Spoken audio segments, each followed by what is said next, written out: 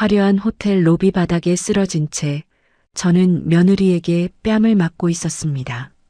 며느리의 손에 맞은 뺨은 불덩이처럼 뜨거웠고 귓가엔 그녀의 날카로운 목소리가 메아리 쳤습니다. 시골 촌년이 어딜 기어오냐고, 냄새나는 늙은이가 호텔을 더럽힌다고, 당장 꺼지라고 소리치던 그 순간이었습니다. 하지만 며느리는 몰랐습니다.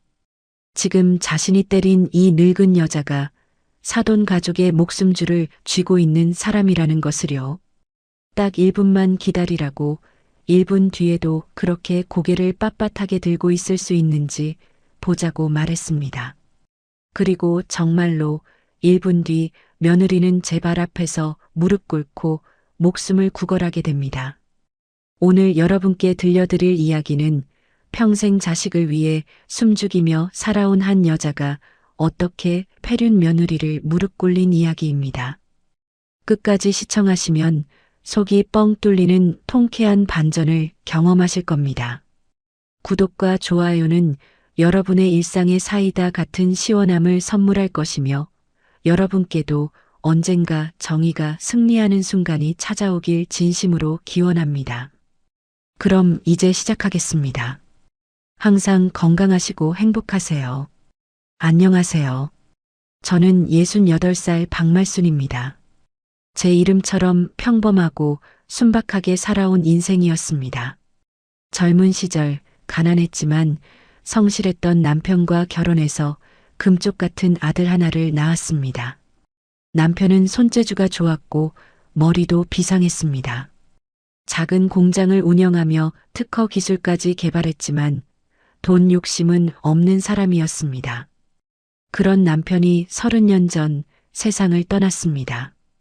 믿었던 사업 파트너에게 기술을 빼앗기고 회사마저 날린 뒤 화병으로 쓰러졌습니다. 그때 제 나이 38, 아들 나이는 겨우 8살이었습니다. 장례식장에서 눈물도 제대로 흘리지 못했습니다. 울 시간이 없었습니다. 당장 내일 먹을 쌀이 없었고 아들 학비를 마련해야 했습니다. 남편이 남긴 건 시골의 허름한 땅 몇 떼기와 낡은 집 한 채뿐이었습니다. 그날부터 저는 악착같이 일했습니다. 새벽에 일어나 남의 집 청소를 했고 낮에는 식당에서 설거지를 했습니다. 밤에는 공장에서 야간 작업을 했습니다. 손은 거칠어졌고 허리는 휘었지만 아들만 보면 힘이 났습니다. 그렇게 10년, 20년을 일하며 번 돈을 한 푼도 쓰지 않고 모았습니다. 은행 이자로 그리고 운 좋게 투자한 땅값이 오르면서 재산이 조금씩 불어났습니다. 하지만 아들에게는 단 한 번도 말하지 않았습니다. 아들이 돈의 가치를 모르고 자라길 원하지 않았기 때문입니다. 아들은 착하고 성실하게 자라줬습니다. 좋은 대학을 나왔고 대기업에 취직했습니다. 그리고 30살이 되던 해 며느리를 데려왔습니다. 이름은 최수진, 강남 출신의 좋은 집안에서 자란 여자였습니다. 처음 본 순간부터 느낌이 좋지 않았습니다. 며느리는 제 손을 잡을 때도 얼굴을 찌푸렸고 시골집을 보더니 코웃음을 쳤습니다. 하지만 아들이 좋아하는 여자라면, 며느리라면 참아야 한다고 생각했습니다. 결혼 후 며느리의 태도는 점점 노골적으로 변했습니다. 저를 식모처럼 대했고 찬밥 더운 밥 가리지 않고 부려먹었습니다. 아들 앞에서는 다정한 척했지만 아들이 없으면 저를 하찮은 존재 취급했습니다. 어느 날 저녁이었습니다. 아들 집 주방에 쪼그려 앉아 곰팡이 핀 김치를 다듬고 있었습니다. 며느리가 냉장고에서 꺼낸 김치가 상했다며 버리라고 했지만 저는 아까워서 곰팡이만 떼어내고 있었습니다. 평생 버리는 법을 몰랐던 사람이었으니까요. 거실에선 며느리가 통화를 하고 있었습니다. 목소리가 컸기 때문에 주방까지 또렷하게 들렸습니다. 아, 몰라. 진짜 시골 노인네 냄새나서 같이 못 살겠어. 이번에 우리 아빠 칠순 잔치 있잖아. 호텔에서 하는데 시어머니 오시면 창피해서 어떡해. 오빠가 알아서 못 오게 막아. 며느리의 말에 손이 멈췄습니다. 칼 끝에 베인 손가락에서 피가 났지만 아픔보다 가슴이 더 아팠습니다. 하지만 참았습니다. 며느리가 저를 싫어하는 건 어제 오늘 일이 아니었으니까요. 통화가 끝나고 며느리가 주방으로 들어왔습니다. 제가 김치를 다듬는 걸 보더니 인상을 찌푸렸습니다. 어머니, 그거 버리라고 했잖아요. 왜 자꾸 더러운 거 만지고 그래요? 우리 집이 쓰레기장도 아니고. 아니다가. 이거 조금만 손보면 먹을 수 있어. 버리긴 아까워서. 에휴, 정말. 그러니까 촌스럽다는 거예요. 요즘 세상에 누가 곰팡이 핀 김치를 먹어요? 어머니, 제발 좀 현대인처럼 사세요. 며느리는 제 손에서 그릇을 빼앗아 쓰레기통에 버렸습니다. 그리고 손을 탁탁 털며 자기 방으로 들어갔습니다. 저는 그 자리에 멍하니 서 있었습니다. 밤이 되어 아들이 퇴근했습니다. 식사를 차려주고 아들 얼굴을 바라봤습니다. 피곤한 얼굴로 밥을 먹는 아들을 보니 마음이 짠했습니다. 회사 일로 스트레스를 받는데 집에서마저 편하지 못할까봐 걱정이었습니다. 민호야, 너무 무리하지 마라. 몸 상하면 안 돼. 네, 어머니. 걱정 마세요. 전 괜찮아요. 아들은 웃으며 대답했지만 눈가에 피로가 역력했습니다. 며느리는 거실 소파에 앉아 TV를 보며 과일을 먹고 있었습니다. 아들이 힘들게 일하는데도 저녁 준비 하나 거들지 않았습니다. 며칠이 지났습니다. 사돈 칠순 잔치날이 다가왔습니다. 며느리는 아들에게 저를 데려가지 말라고 했지만 아들은 난처한 표정으로 머뭇거렸습니다. 결국 저는 초대받지 못했습니다. 아들이 미안해하는 얼굴로 말했습니다. 어머니, 죄송해요. 장모님이 친척들만 모시는 자리라서요. 다음에 제가 따로 모시고 좋은 데 갈게요. 괜찮다, 아들아. 너희끼리 잘 다녀와라. 아들을 보내고 홀로 남은 집은 너무나 조용했습니다. 하지만 가만히 앉아 있을 수만은 없었습니다. 아들이 장인어른 앞에서 빈손으로 가는 게 마음에 걸렸습니다. 며느리 아버지, 그러니까 사돈이 칠순을 맞았는데 사위가 빈손으로 가면 체면이 깎일 거라 생각했습니다. 그래서 결심했습니다. 제가 직접 산에 가서 캔 자연산 산삼을 선물로 보내기로 했습니다. 시골집 뒤편 깊은 산속에는 귀한 산삼이 자라고 있었습니다. 오래전부터 눈여겨봐 둔 것이었습니다. 이른 새벽 산에 올라가 조심스럽게 산삼을 캤습니다. 뿌리가 상하지 않도록 한참을 공들였습니다. 손바닥만 한 산삼 뿌리는 수십 년은 좋게 된 귀한 것이었습니다. 이걸 팔면 수천만 원은 받을 수 있지만 아들을 위해서라면 아깝지 않았습니다. 산삼을 정갈하게 포장해서 낡은 쇼핑백에 담았습니다. 옷장에서 제일 좋은 옷을 꺼내 입었습니다. 평생 아껴두었던 남색 한복이었습니다. 거울을 보니 주름진 얼굴에 한복을 입은 모습이 영 어색했지만 그래도 정성을 다했습니다. 버스를 타고 시내로 나왔습니다. 호텔 주소를 적어둔 메모지를 꺼내 길을 물어가며 찾아갔습니다. 처음 가보는 고급 호텔이었습니다. 건물이 너무 높고 화려해서 주눅이 들었습니다. 호텔 앞에 도착했을 때 마침 며느리가 누군가와 이야기하는 모습이 보였습니다. 상대는 양복을 차려입은 중년 남자였습니다. 며느리의 아버지 최 사장이었습니다. 저는 반갑게 다가가려다가 그들의 대화를 듣고 발을 멈췄습니다. 그 노인네 땅 문서는 가져왔어? 최 사장의 목소리는 급했습니다. 걱정 마, 아빠. 거의 다 넘어왔어. 치맥이 있다고 속여서 도장만 찍게 하면 돼. 그럼 아빠 회사 부도는 막을 수 있잖아. 잘했어. 그 땅만 팔면 당분간 버틸 수 있어.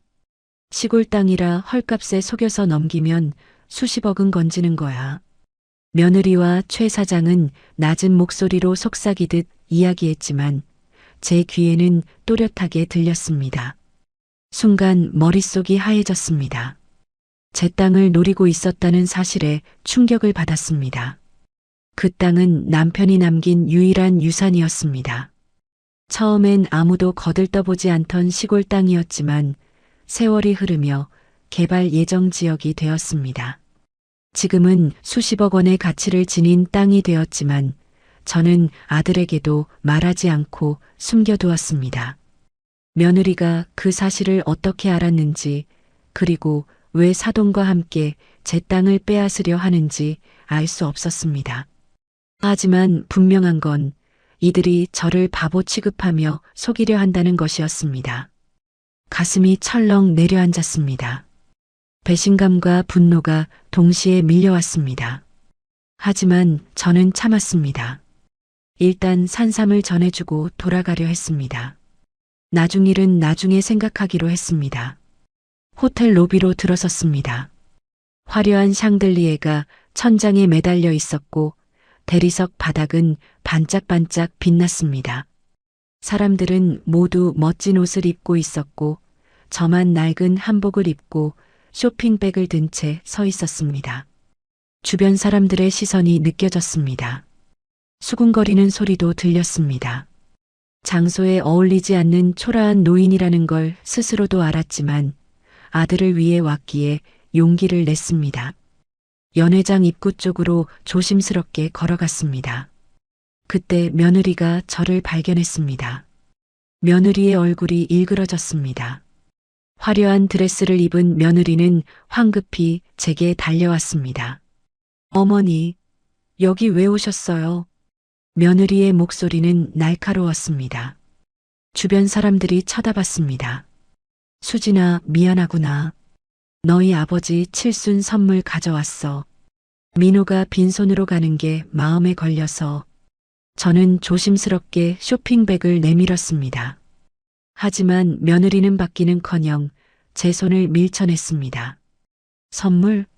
어머니, 여기가 어디라고 와요? 경비, 여기 잡상인 좀 내보내요. 며느리는 큰 소리로 경비를 불렀습니다. 저는 당황해서 며느리의 손을 잡으려 했습니다. 수진아, 잠깐만. 이건 귀한 산삼이야. 내 아버지 드리려고. 쓰레기를 왜 가져와요? 진짜 노망났어요? 며느리는 제 손에서 쇼핑백을 낚아챘습니다. 그리고 있는 힘껏 바닥에 내던졌습니다. 쇼핑백이 바닥에 떨어지며 안에 든 산삼 상자가 튀어나왔습니다. 상자가 열리며 귀한 산삼이 대리석 바닥에 나뒹굴었습니다. 저는 황급히 무릎을 꿇고 산삼을 주우려 했습니다.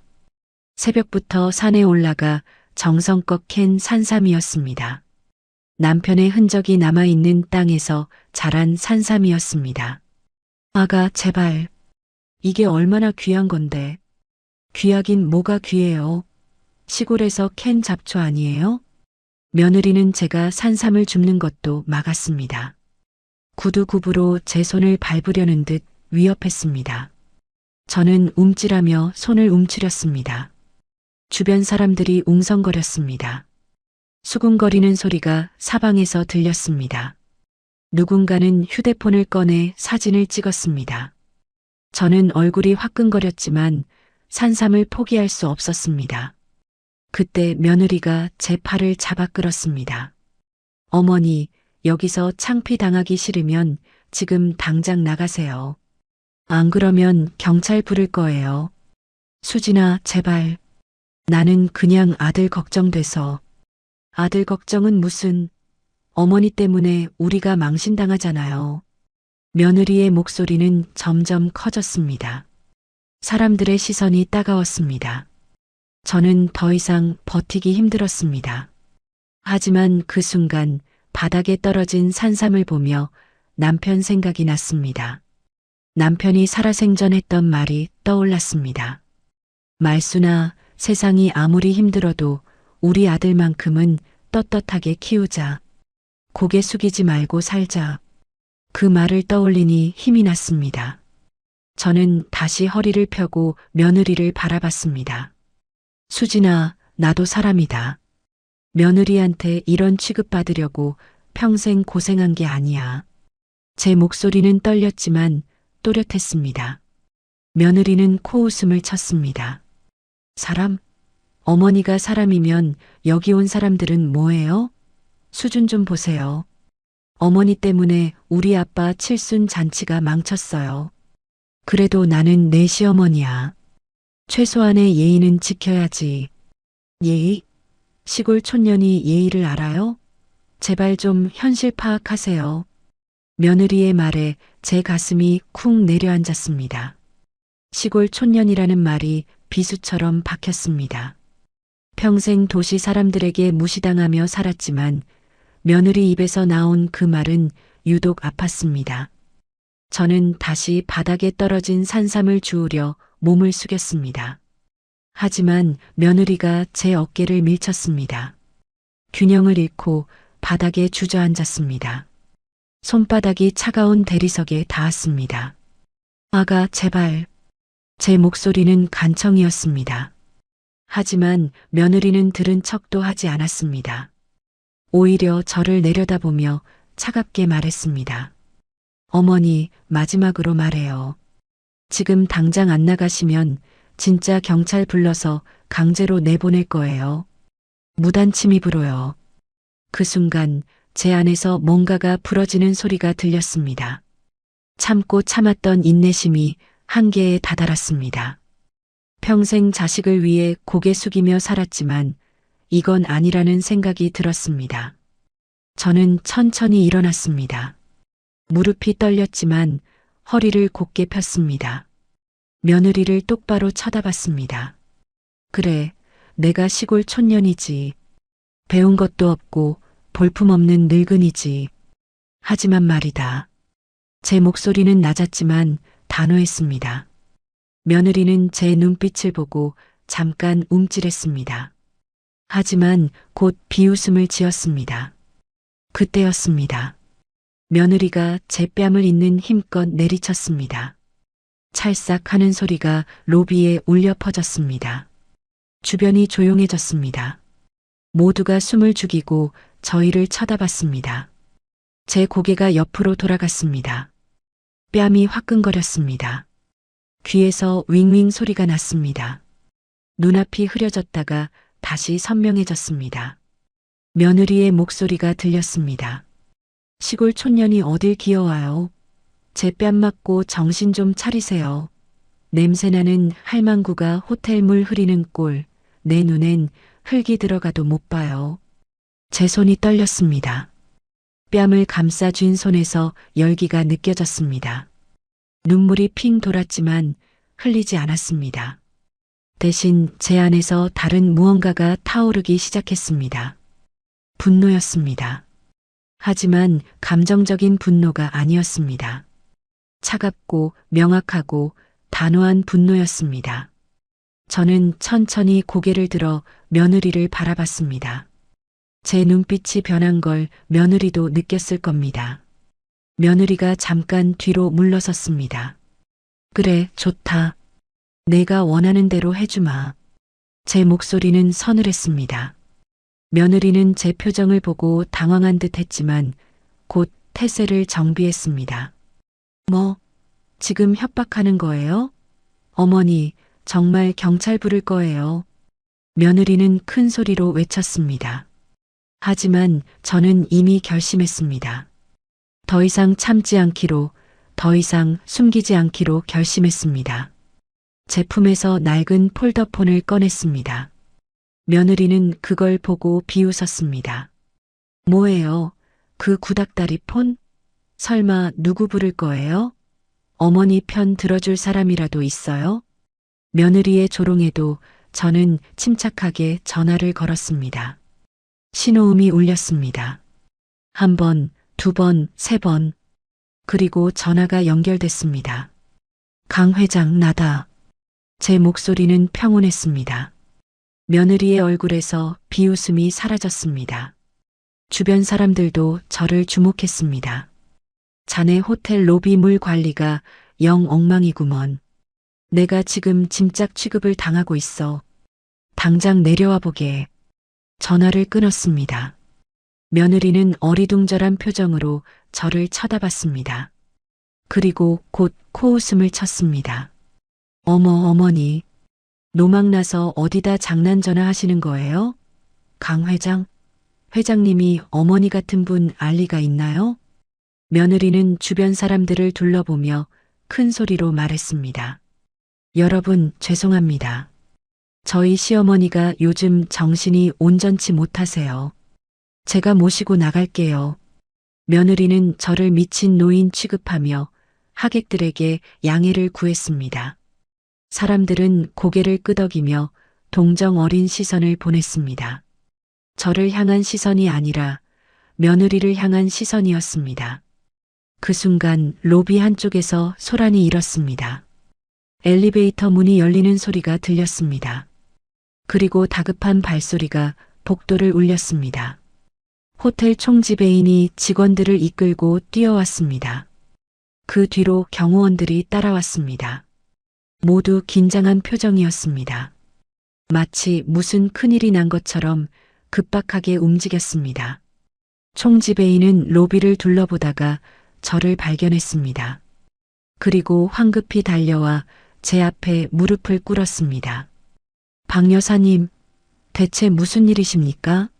제가 미처 모시지 못해 송구합니다. 총지배인의 목소리는 떨렸습니다. 이마에는 땀이 송글송글 맺혀 있었습니다. 직원들도 일제히 고개를 숙였습니다. 며느리의 얼굴에서 웃음이 사라졌습니다. 당황한 표정으로 총지배인을 쳐다봤습니다. 주변 사람들도 웅성거리기 시작했습니다.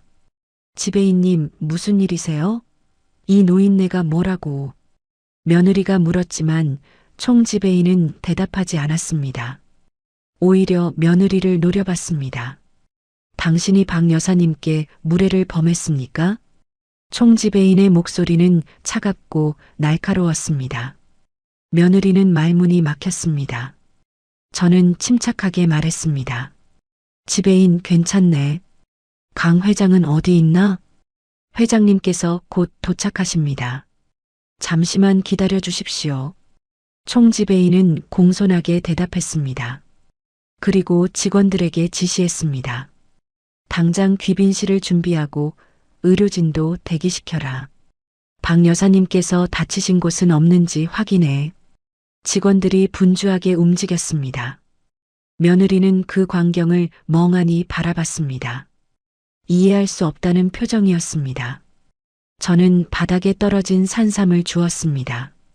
흙이 묻고 상처가 난 산삼을 보니 마음이 아팠습니다. 하지만 이제 더 이상 참을 필요가 없었습니다. 로비의 공기가 변했습니다. 사람들의 수군거림이 커졌습니다. 며느리는 여전히 상황을 파악하지 못한 채 어리둥절해했습니다. 하지만 곧 태세를 정비했습니다. 며느리는 총지배인에게 다가가 말했습니다. 지배인님, 오해가 있으신 것 같은데요. 이분은 제 시어머니세요. 요즘 치매 기가 있으셔서 헛소리를 하시거든요. 회장님을 안다니 말이 되나요? 며느리는 애써 침착한 척했지만 목소리가 떨렸습니다. 총지배인은 며느리를 차갑게 쳐다봤습니다. 당신이 뭔데 박 여사님을 치매 환자 취급합니까? 당장 사과하시오. 총지배인의 호통에 며느리는 움찔했습니다. 하지만 곧 반발했습니다. 사과요? 제가 왜요? 이분이 여기 무단으로 들어와서 소란을 피운 건데요. 무단이라니. 박 여사님은 우리 호텔의 명예회장이십니다. 언제든 오실 수 있는 분이시고 최상의 예우를 받으셔야 할 분이십니다. 총지배인의 말에 로비가 술렁였습니다. 사람들이 저를 다시 쳐다봤습니다. 이번엔 호기심과 놀라움이 가득한 눈빛이었습니다. 며느리의 얼굴이 하얗게 질렸습니다. 입술이 파르르 떨렸습니다. 하지만 여전히 믿지 못하겠다는 표정이었습니다. 명예회장? 말도 안 돼요. 이분은 시골에서 사시는 평범한 노인이라고요. 며느리는 거의 소리를 지르듯 말했습니다. 하지만 그 순간 로비 정문이 열렸습니다. 휠체어를 탄 백발의 신사가 들어왔습니다. 강 회장이었습니다. 나이는 70이 넘었지만 눈빛은 날카로웠습니다. 고급 양복을 차려입은 모습에서 범상치 않은 기품이 느껴졌습니다. 강 회장을 밀고 있는 비서와 경호원들이 뒤따랐습니다. 로비에 있던 모든 사람이 강 회장을 주목했습니다. 누구나 아는 재벌 회장이었기 때문입니다. 강 회장은 로비를 둘러보다가 저를 발견했습니다. 그리고 경호원에게 휠체어를 세우라고 손짓했습니다. 경호원이 휠체어를 제 앞으로 밀고 왔습니다. 강 회장은 힘겹게 휠체어에서 일어났습니다. 비서가 부축하려 했지만 손을 내저으며 거절했습니다. 그리고 제 앞에서 허리를 구부려 인사했습니다. 거의 90도에 가까운 깊은 인사였습니다. 박 여사님, 늦게 모시러 와서 송구합니다. 강 회장의 목소리는 공손했습니다. 로비에 있던 사람들이 숨을 죽였습니다. 국내 굴지의 호텔 체인 회장이 한 노인에게 고개를 숙이는 광경은 충격적이었습니다. 며느리는 그 모습을 보고 입을 다물지 못했습니다. 얼굴이 사색이 되었습니다. 최 사장도 멀리서 그 광경을 보고 있었습니다. 그의 얼굴에도 당황한 기색이 역력했습니다. 저는 강 회장을 부축해 일으켰습니다. 강 회장, 괜찮네. 몸조리 잘하고 있나? 덕분에 건강합니다. 그런데 여사님, 대체 무슨 일이십니까? 얼굴에 상처가. 강 회장은 제 뺨을 보고 눈살을 찌푸렸습니다. 며느리가 때린 자국이 아직 빨갛게 남아 있었습니다. 별일 아니네. 며느리가 실수로 그랬어.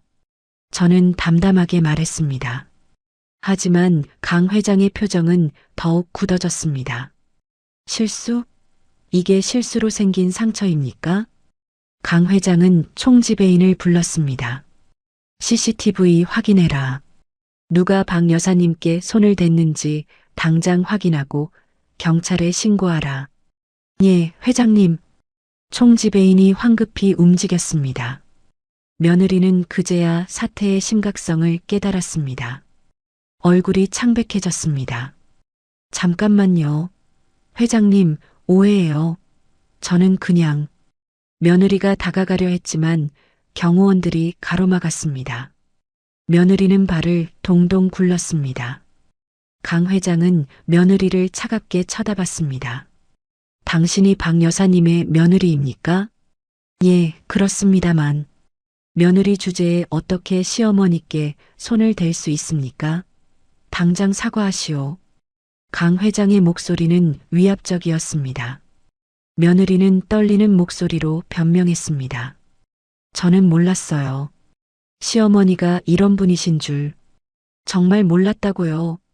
몰랐다고 해서 용서가 됩니까? 사람을 겉모습으로 판단하고 함부로 대한 죄는 변하지 않습니다. 강 회장의 호통에 며느리는 울음을 터뜨렸습니다. 하지만 아무도 동정하지 않았습니다. 오히려 사람들은 며느리를 비난하는 눈빛으로 쳐다봤습니다. 저는 강 회장에게 말했습니다. 강 회장, 이제 그만하세. 내가 처리할 일이 있네. 알겠습니다, 여사님. 하지만 제 호텔에서 이런 일이 일어난 것은 제 책임입니다. 반드시 책임지겠습니다. 강 회장은 다시 한번 고개를 숙였습니다. 그리고 휠체어에 앉아 옆으로 물러났습니다. 저는 며느리를 바라봤습니다. 며느리는 눈물 콧물 범벅이 된 얼굴로 저를 쳐다봤습니다. 하지만 저는 더 이상 측은하지 않았습니다. 수진아, 이제 너도 알았겠지. 내가 그렇게 무시했던 시골 촌년이 누구인지. 제 목소리는 차갑고 단호했습니다. 며느리는 대답하지 못했습니다. 주변 사람들의 웅성거림이 커졌습니다. 누군가는 휴대폰으로 상황을 촬영하고 있었습니다. 며느리의 망신은 순식간에 퍼져나갔습니다. 며느리가 무릎을 꿇으려는 순간 최 사장이 다가왔습니다. 그는 애써 웃는 얼굴로 강 회장에게 다가갔습니다. 강 회장님, 오랜만입니다. 저 기억하시죠?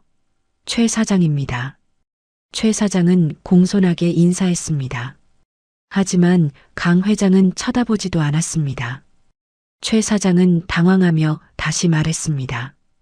회장님, 오늘 제 칠순 잔치에 와주셔서 감사합니다. 이렇게 귀한 분을 몰라 뵙고 신뢰가 많았습니다. 최 사장은 저를 향해서도 인사했습니다. 하지만 저는 그를 차갑게 쳐다봤습니다. 최 사장, 자네 날 기억하나? 제 물음에 최 사장은 당황했습니다. 얼굴에 식은땀이 흘렀습니다. 기억하다니요? 저희가 언제? 30년 전 내 남편 기억나지 않나? 제 말에 최 사장의 얼굴이 굳어졌습니다. 눈동자가 흔들렸습니다. 그는 뒤로 한 발 물러섰습니다. 그건 오래된 일이라. 오래됐다고 잊히는 게 아니지. 자네가 내 남편에게서 훔쳐간 기술로 지금까지 살아왔잖나. 저는 품에서 꼬깃꼬깃한 서류 봉투를 꺼냈습니다. 오래전부터 준비해둔 증거 자료였습니다. 최 사장의 얼굴이 창백해졌습니다. 이게 뭡니까? 자네 회사 채권 목록이야. 내가 지난 몇 년간 사들인 채권들이지. 서류를 최 사장 얼굴에 던졌습니다. 서류가 바닥에 흩어졌습니다. 최 사장은 떨리는 손으로 서류를 집어들었습니다. 그리고 내용을 확인하더니 얼굴이 사색이 되었습니다. 이게 대체 자네 회사가 지금 부도 직전이라는 거 나도 안다. 은행 대출도 막혔고 채권자들이 줄을 섰지. 그 채권을 전부 사들인 게 바로 나야. 제 말에 주변 사람들이 숨을 죽였습니다. 최 사장은 무릎이 꺾였는지 바닥에 주저앉았습니다. 어떻게 이럴 수가. 자네 딸년이 내 땅을 팔아치우려 했지? 치매 걸렸다고 속여서 도장을 찍게 하려고. 그 땅이 얼마나 귀한 땅인지 알고나 있었나? 제 목소리는 낮았지만 날카로웠습니다. 며느리는 제 말을 듣고 얼굴이 하얗게 질렸습니다. 그 땅은 내 남편이 피땀 흘려 지킨 땅이야. 자네가 남편을 죽인 뒤에도 나는 그 땅 하나 지키려고 악착같이 살았어. 그런데 자네 딸이 그걸 헐값에 팔아먹으려 했단 말이지. 최 사장은 고개를 들지 못했습니다. 며느리도 바닥에 주저앉았습니다. 두 사람 모두 말문이 막혔습니다. 저는 계속 말했습니다. 강 회장, 자네도 기억하겠지. 30년 전 내 남편이 자네 회사에 투자했던 일. 강 회장이 고개를 끄덕였습니다. 물론 기억합니다. 박 사장님께서 제가 어려울 때 도와주셨죠. 그 은혜를 평생 잊지 못합니다. 그때 내 남편이 투자한 돈이 지금으로 치면 수십억이야. 하지만 남편은 자네한테서 한 푼도 돌려받지 않았어. 자네가 성공하길 바라는 마음에서였지. 강 회장의 눈가가 붉어졌습니다. 죄송합니다, 여사님. 제가 보답을 제대로 못 해드렸습니다. 아니야. 자네는 성공했고 약속을 지켰어. 하지만 최 사장, 자네는 달랐지. 내 남편을 배신하고 기술을 훔쳐갔어. 그리고 남편은 그 충격으로 세상을 떠났지. 제 목소리가 떨렸습니다. 30년 전 일이지만 여전히 생생했습니다. 남편이 죽던 날 제품에서 숨을 거두던 그 순간이 눈앞에 아른거렸습니다. 미안합니다. 정말 미안합니다. 최 사장은 바닥에 엎드려 빌었습니다. 하지만 저는 용서할 생각이 없었습니다. 미안하다고 다야? 자네는 내 남편 죽음에 대한 대가를 치러야 해. 그리고 오늘 내 딸이 나한테 한 짓도 마찬가지야. 며느리는 울면서 제 발을 붙잡았습니다. 어머니, 잘못했어요. 제발 용서해 주세요. 저 정말 몰랐어요. 몰랐다고? 내가 내 땅을 노리고 날 치매 환자 취급한 건 알면서 며느리는 대답하지 못했습니다.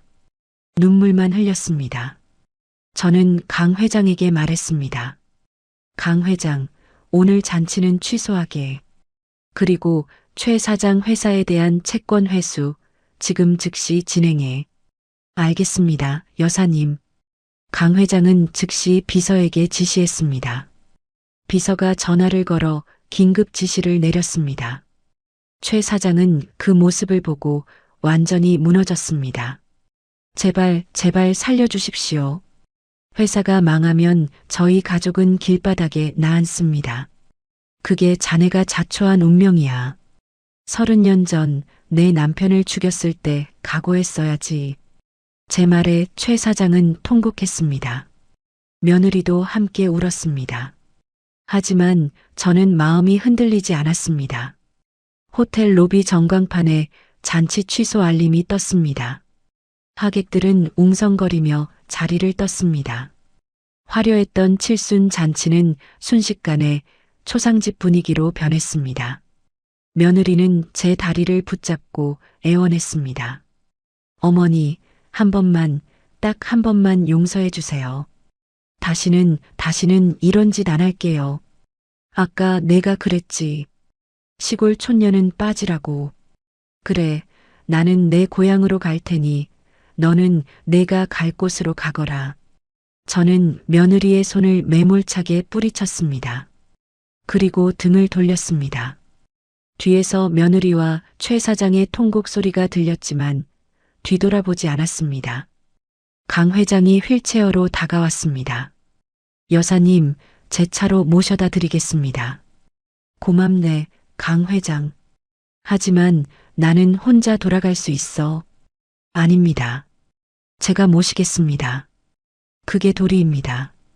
강 회장의 고집에 저는 고개를 끄덕였습니다. 경호원들이 저를 호위하며 호텔 밖으로 안내했습니다. 호텔을 나서며 뒤를 돌아봤습니다. 화려한 호텔 로비에서 무릎 꿇고 우는 며느리와 최 사장이 보였습니다. 30년 전 남편의 원수를 갚았다는 생각에 마음 한 구석이 시원했습니다. 하지만 동시에 쓸쓸함도 밀려왔습니다.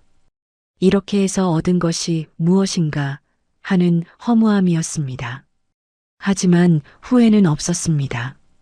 더 이상 참고 숨기며 살 필요가 없었습니다. 차에 올라타며 바닥에 떨어졌던 산삼을 다시 꺼냈습니다. 상처난 산삼을 보며 남편 생각이 났습니다. 여보, 이제 편히 쉬세요. 당신 원수는 제가 갚았어요. 작은 목소리로 중얼거렸습니다. 강 회장은 아무 말 없이 저를 바라봤습니다. 그의 눈가에도 눈물이 맺혀 있었습니다. 차는 조용히 시골로 향했습니다. 창밖으로 도시의 불빛이 점점 멀어졌습니다. 화려한 빌딩들이 사라지고 어둠 속에 논밭이 펼쳐졌습니다. 익숙한 고향길이었습니다.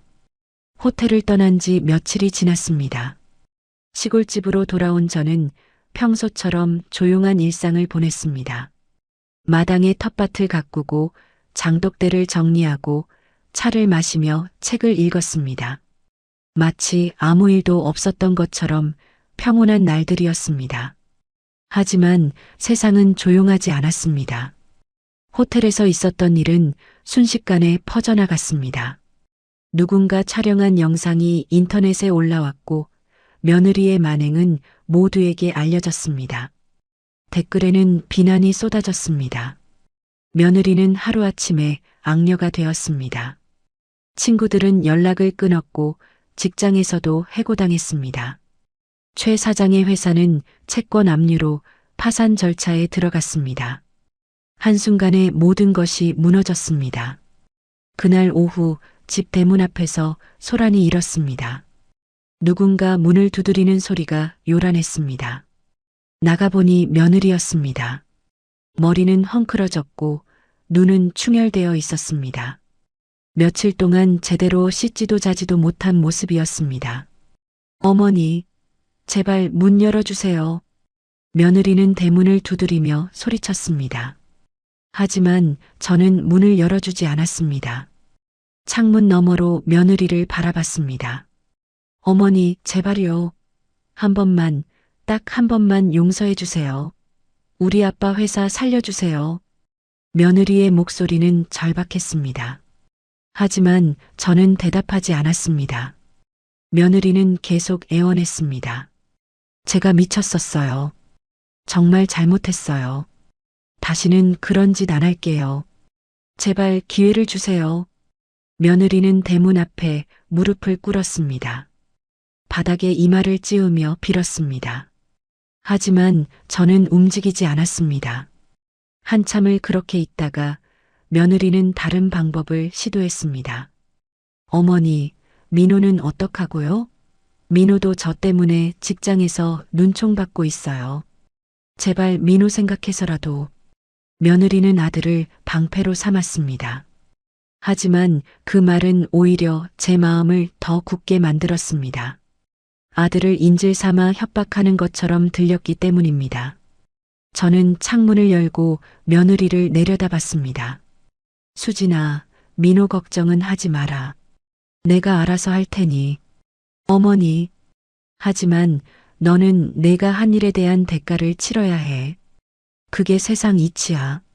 어머니, 제발요. 며느리는 더욱 간절하게 빌었습니다. 하지만 저는 창문을 닫았습니다. 며느리의 울음소리가 들렸지만 마음이 흔들리지 않았습니다. 한참 뒤 며느리는 포기하고 돌아갔습니다. 비틀거리며 걸어가는 뒷모습이 초라했습니다. 하지만 저는 동정하지 않았습니다. 그녀가 저에게 했던 짓을 생각하면 이 정도는 당연한 결과였습니다. 그날 밤 전화가 왔습니다. 아들이었습니다. 한참 통화를 망설이다가 받았습니다. 어머니. 아들의 목소리는 무거웠습니다. 피곤함이 묻어났습니다. 민호야, 잘 지내고 있니? 어머니, 죄송해요. 제가 정말 못난 아들이에요. 아들의 목소리가 떨렸습니다. 울고 있는 것 같았습니다. 아니다, 아들아. 내 잘못이 아니야. 수진이가 정말 어머니한테 못된 짓을 했다면서요. 저는 정말 몰랐어요. 알고 있다. 내가 알았다면 막았겠지.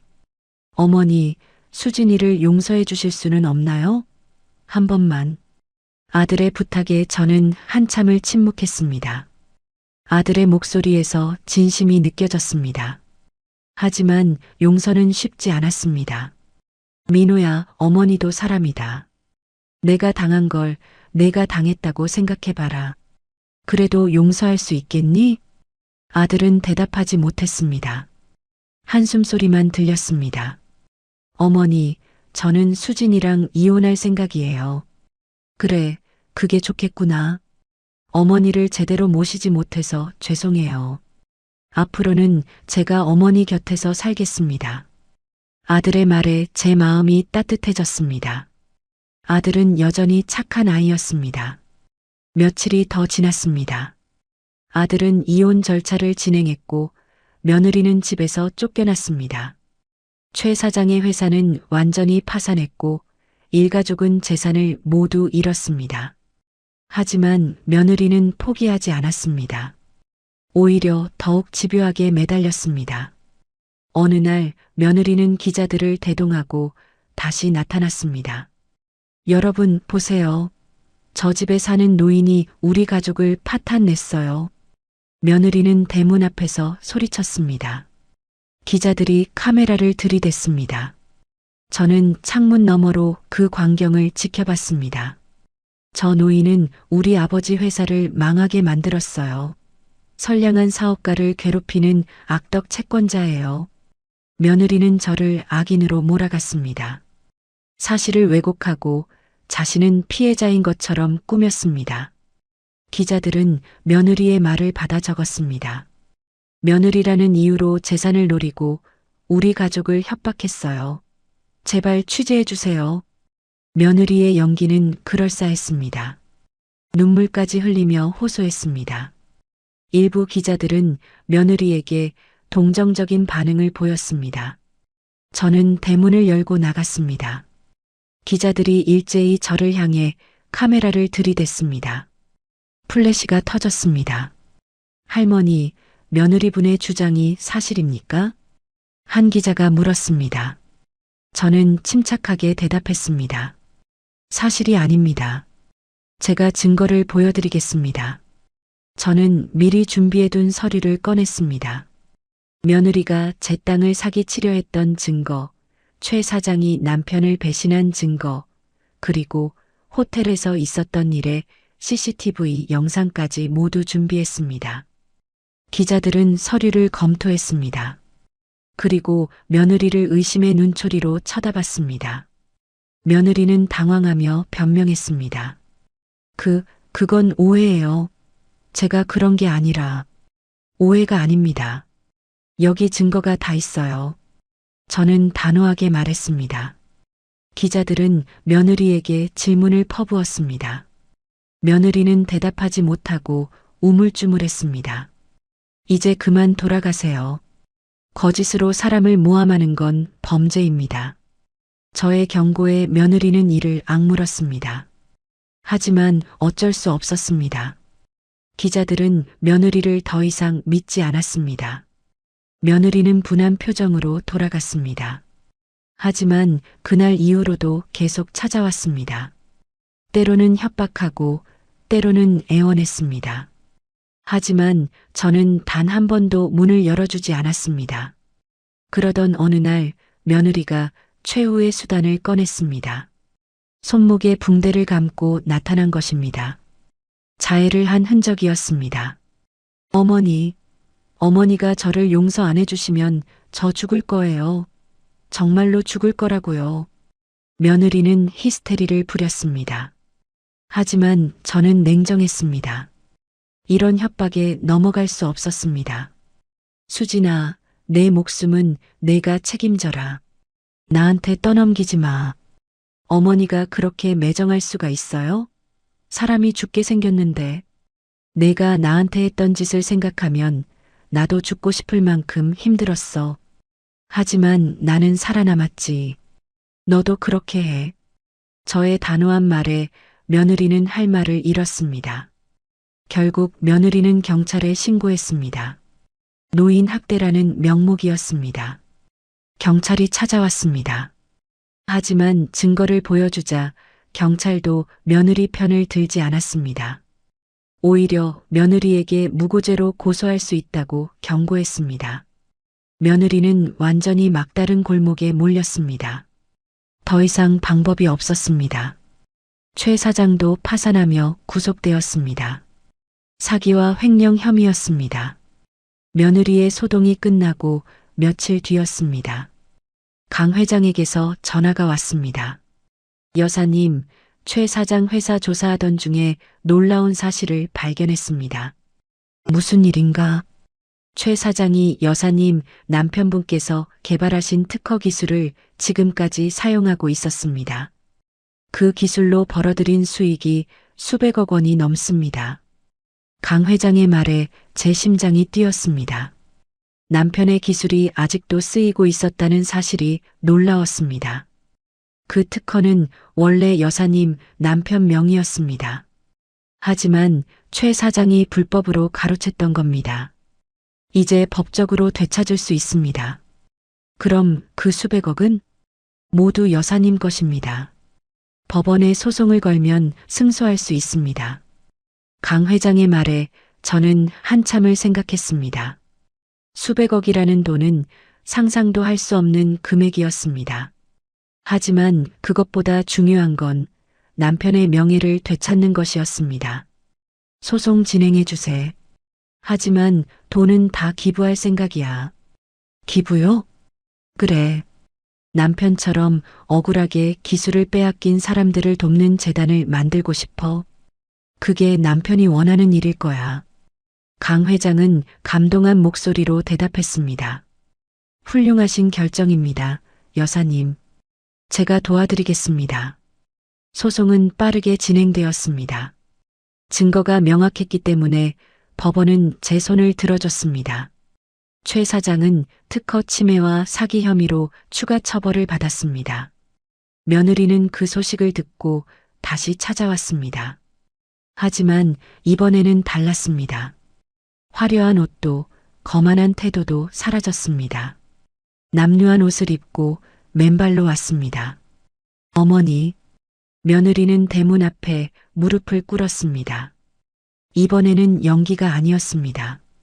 진심으로 참회하는 모습이었습니다. 제가 정말 잘못했습니다.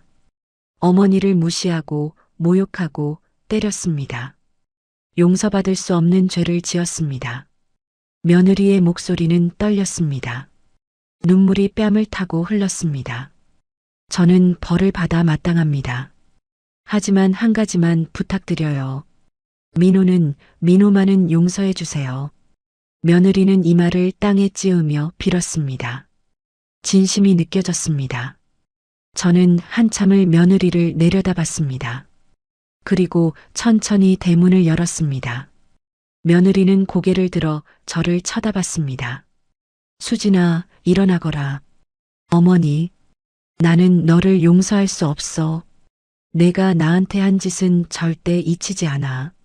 며느리의 얼굴이 굳었습니다. 하지만 민호는 내 아들이야. 아들이 내 때문에 고생하는 걸 보고 싶지 않아. 그러니 민호한테서 떠나줘. 그게 내가 할 수 있는 유일한 속죄야. 어머니, 이혼해라. 그리고 다시는 우리 앞에 나타나지 마라. 그게 내가 줄 수 있는 마지막 잡이다. 저의 말에 며느리는 고개를 떨궜습니다. 한참을 울다가 고개를 끄덕였습니다. 알겠습니다, 어머니. 민호한테는 잘 살라고 전해주세요. 며느리는 일어나 절을 했습니다. 그리고 돌아섰습니다. 뒤돌아보지 않고 걸어갔습니다. 저는 그 뒷모습을 지켜봤습니다. 마음 한편이 무거웠습니다. 하지만 이게 최선이라고 생각했습니다. 며느리도 아들도 그리고 저도 새로운 삶을 살아야 했습니다. 며칠 뒤 이혼 서류의 사인이 완료되었습니다. 아들은 자유의 몸이 되었습니다. 그리고 저를 찾아왔습니다. 아들이 시골집 대문을 열고 들어왔습니다. 손에는 큰 짐이 가득했습니다. 옷가지와 생활용품들이었습니다. 아들은 짐을 내려놓고 제게 다가와 무릎을 꿇었습니다. 어머니, 이제 여기서 어머니 모시고 살겠습니다. 아들의 목소리는 단호했습니다. 하지만 눈가는 붉었습니다. 얼마나 힘들었을까 마음이 아팠습니다. 민호야, 괜찮겠니? 회사는 어쩌고? 회사 그만뒀어요. 이제 여기서 새로 시작할 거예요. 아들의 말에 저는 놀랐습니다. 대기업을 그만두다니 쉽지 않은 결정이었을 겁니다. 왜 그만뒀어? 내가 그렇게 열심히 다니던 곳을. 어머니 때문에 눈총 받는 게 싫었어요. 아니, 솔직히 말하면 제가 부끄러웠어요. 어머니를 제대로 지키지 못한 제 자신이요. 아들은 고개를 숙였습니다. 어깨가 떨렸습니다. 울고 있었습니다. 저는 아들의 머리를 쓰다듬었습니다. 언제 이렇게 컸나 싶었지만 여전히 제 아들이었습니다. 민호야, 고생 많았구나. 이제 우리 편하게 살자. 네, 어머니. 제가 어머니 효도할게요. 아들은 눈물을 닦으며 웃었습니다. 그 웃음이 얼마나 오랜만인지 모르겠습니다. 며느리와 살 때는 한 번도 본 적 없는 환한 미소였습니다. 그날부터 아들은 시골집에서 저와 함께 살았습니다. 아침에는 함께 밭일을 했고 저녁에는 마당에 앉아 차를 마셨습니다. 도시에서는 할 수 없었던 소박한 일상이었습니다. 아들은 점점 밝아졌습니다. 도시 생활의 스트레스에서 벗어나 건강도 좋아졌습니다. 저도 아들과 함께 있으니 외롭지 않았습니다. 어느 날 아들이 물었습니다. 어머니, 그 많은 돈은 어떻게 하실 거예요? 강 회장님이 재단 만드는 거 도와주신대. 내 아버지 이름으로 만들 거야. 아버지 이름으로요? 그래. 내 아버지처럼 억울하게 기술 빼앗긴 사람들 돕는 재단이야. 그게 아버지가 원하시는 일일 거야. 아들은 눈물을 글썽였습니다. 아버지를 어릴 때 여의었지만 늘 그리워했던 아들이었습니다. 어머니, 감사합니다. 아버지도 분명 기뻐하실 거예요. 그래, 그럴 거야. 저는 아들의 손을 잡았습니다. 거칠었던 손이 이제는 부드러워지고 있었습니다. 밭일을 하며 흙을 만지지만 마음만큼은 부드러워진 것 같았습니다. 몇 달이 흘렀습니다. 재단이 정식으로 설립되었습니다. 이름은 남편의 이름을 딴 박성우 기술인 권익재단이었습니다. 강 회장이 이사장을 맡아주었고 유능한 변호사들이 합류했습니다. 재단 설립 기념식이 열렸습니다. 많은 사람들이 참석했습니다. 기자들도 왔고 방송국에서도 취재를 나왔습니다. 저는 단상에 올라 인사말을 했습니다. 안녕하세요. 저는 박말순입니다. 제 목소리는 떨렸지만 또렷했습니다. 30년 전 제 남편은 억울하게 기술을 빼앗기고 세상을 떠났습니다. 그때 저는 아무것도 할 수 없었습니다. 힘도 없고 돈도 없고 배운 것도 없는 시골 여자였으니까요. 청중들이 숨을 죽이고 들었습니다. 하지만 저는 포기하지 않았습니다. 악착같이 일했고 한 푼 두 푼 모았습니다. 그리고 오늘 드디어 남편의 명예를 되찾았습니다. 박수가 터져 나왔습니다. 저는 잠시 멈췄다가 계속 말했습니다. 이 재단은 저처럼 억울한 사람들을 돕기 위해 만들어졌습니다. 힘없고 가난하다는 이유로 부당한 대우를 받는 기술자들, 그들의 권리를 지켜주고 싶습니다. 청중들은 다시 박수를 쳤습니다. 저는 단상에서 내려와 아들에게 갔습니다. 아들은 눈물을 흘리며 저를 안아주었습니다. 어머니, 정말 자랑스러워요. 고맙다, 아들아. 기념식이 끝나고 강 회장이 다가왔습니다. 여사님, 훌륭한 연설이었습니다. 박 사장님도 분명 기뻐하실 겁니다. 고맙네, 강 회장.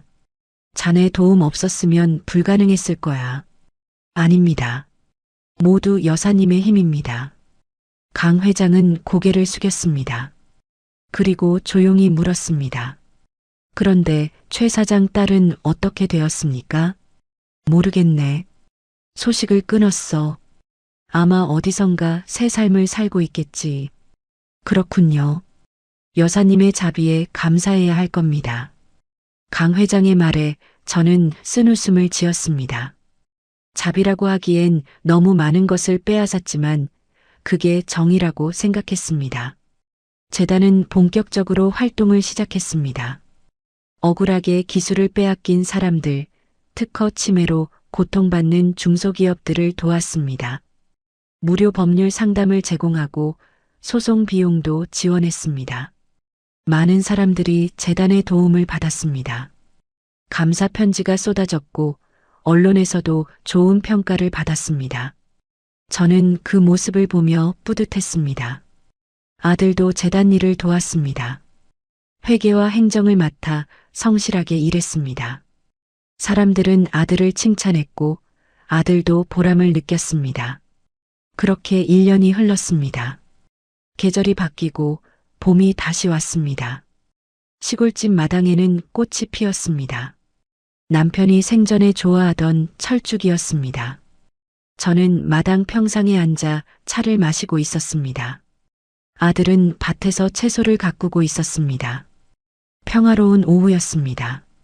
문득 남편 생각이 났습니다.